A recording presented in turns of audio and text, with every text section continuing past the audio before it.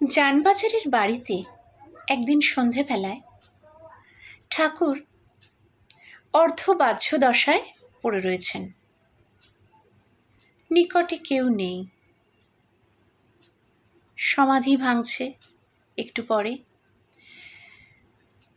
বাহ্য জগতের অল্প অল্প হুঁশ আসছে। এমন সময় সেখানে হালদার পুরোহিত এসে উপস্থিত হলেন। তিনি এসেই দেখলেন ঠাকুর এরম অবস্থায় পড়ে রয়েছেন এবং তার ধারে কাছে কেউ নেই। তিনি মনে মনে ভাবলেন, এই সুযোগ বলে তিনি ঠাকুরের শ্রী অঙ্গকে ঠেলতে ঠেলতে বলছেন, ও বামুন, বল না কী করে এই বাবুকে হাত করলি, বল না কী করে ওকে বাগালি, ঢং করে পড়ে রয়েছিস কেন, বল না বল না।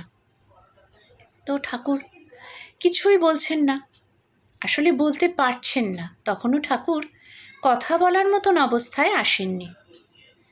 এবার হালদার পুরোহিত তখন কুপিত হয়ে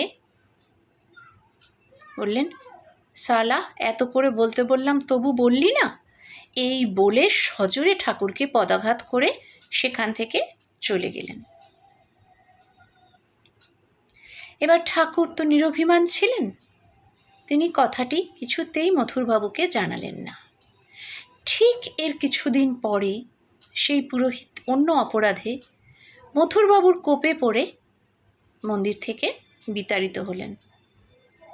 তারও কিছুদিন পরে ঠাকুর যখন মথুরবাবুকে ঘটনাটি বলছেন, তখন মথুরবাবু রাগে দুঃখে অভিমানে ঠাকুরকে বলছেন, বাবা, এ কথা যদি আমি আগে জানতাম তাহলে ওই ব্রাহ্মণের মাথাটি আর থাকতো না। প্রণাম ঠাকুর, প্রণাম মা, প্রণাম স্বামীজি, প্রণাম গুরুদেব, জয় মা।